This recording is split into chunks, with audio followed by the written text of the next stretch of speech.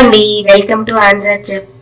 Andhra chef లో ఈరోజు మనందరి భోజనం కంప్లీట్ అవుతుంది పెరుగు లేకుండా. ఈ పెరుగుతో పెరుగు పులుసు, పెరుగు చారు, పెరుగు తిరగమాత అంటూ ఉంటాం కదా, ఈ రెసిపీని నేర్చుకుందాం.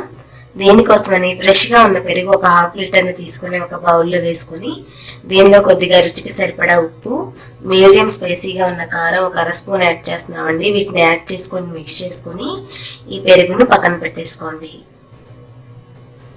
మీడియం సైజు ఉల్లిపాయ ఒకటి, పచ్చిమిర్చి 3 అండి, మీడియం స్పైసీగా ఉన్నవి. వీటిని వాష్ చేసుకొని కట్ చేసుకొని పెట్టుకోవాలి.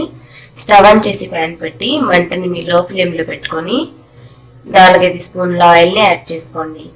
ఆయిల్ యాడ్ చేసిన తర్వాత దీనిలో 1 స్పూన్ పోపు దినుసులు యాడ్ చేసుకోండి. ఆవాలు, సాయం మినపప్పు, పచ్చిపప్పు, జీలకర్ర వీటిని యాడ్ చేసుకోవాలి. ఎండుమిరపకాయలు 4 యాడ్ చేశానండి. ఎండుమిరపకాయలు వేయటం వల్ల టేస్ట్ మరింత బాగుంటుంది. పోపు చిట్టుపట్టమనగానే కరివేపాకు రెమ్మలు 2 యాడ్ చేసుకొని ఫస్ట్ పచ్చిమిర్చి ముక్కల్ని యాడ్ చేసుకొని ఆయిల్లో ఒక 2 నిమిషాలు వీటిని ఫ్రై చేసుకోవాలి. 2 నిమిషాల తర్వాత కట్ చేసి పెట్టుకున్న ఉల్లిపాయ ముక్కల్ని యాడ్ చేసుకొని మిక్స్ చేసుకోవాలి. ఉల్లిపాయ కొద్దిగా సాఫ్ట్గా అయ్యే వరకు మగ్గించుకోవాలి. కొద్దిగా ఉప్పు వేసి ఫ్రై చేసుకుంటే త్వరగా ఫ్రై అవుతాయి. ఇక్కడ చూస్తున్నట్టుగా ఉల్లిపాయ మగ్గిపోగానే దీనిలో మనం ఒక 1/2 స్పూన్ పసుపుని యాడ్ చేసుకొని మిక్స్ చేసుకోవాలి.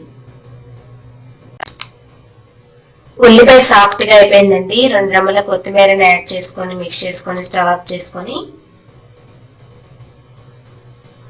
ఫ్రై చేసిన మిశ్రమాన్ని ముందుగా మనం కలిపి పెట్టుకున్న పెరుగులో మిక్స్ చేసుకుంటే పెరుగు తిరగమాత, పెరుగు చారు రెడీ అయిపోతాయండి. రైస్లోకి చాలా బాగుంటుంది. ఇలా కలిపేటప్పుడే ఉప్పు రుచికి సరిపడా చూసుకొని అడ్జస్ట్ చేసుకోండి. పెరుగు తిరగమాత రెడీ అయిపోయిందండి. మీలో ఎంతమందికి రెసిపీ తెలుసో, ఎంతమందికి నచ్చిందో కింద లైక్ చేసి కామెంట్ చేయండి. ఎవరైనా తెలియని వారు ఉంటే మీరు కూడా ట్రై చేసి మీకు ఎలా వచ్చిందో ఫీడ్బ్యాక్ పంపండి. మా వీడియోస్ కోసం మా ఛానల్ సబ్స్క్రైబ్ చేసి బెల్ సింబల్ క్లిక్ చేసి లైక్ చేసి షేర్ చేయండి. Keep watching my channel for more videos.